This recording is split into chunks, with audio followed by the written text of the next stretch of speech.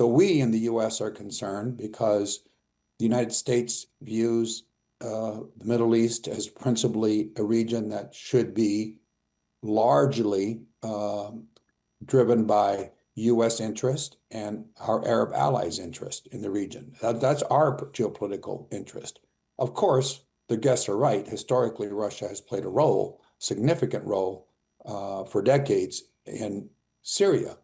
But President Trump was gambling when pressed to eliminate sanctions, most of the sanctions against Syria, to take a gamble on a former terrorist under our law, which is the current president, because he was reformed, and we would support a reconstruction in Syria and bring Syria into the fold of more democratic type of government, which of course was not the experience with Assad.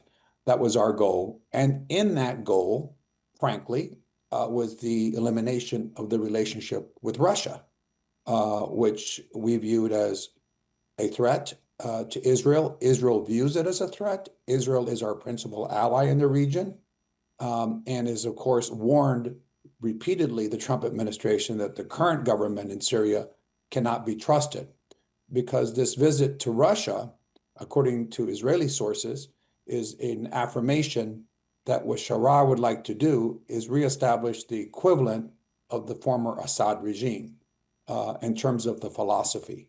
A strong man and a force principally against Israel. Obviously, we know that society is very fragmented with all the different parties that occupy parts of the country, control it. And not that we wish that, but we certainly, from the Israeli-US perspective, do not want a Syria that is unified under a strong man, tied to Russia, and is able to rebuild an army that has threatened the peace and security of the region for decades from the US-Israeli perspective.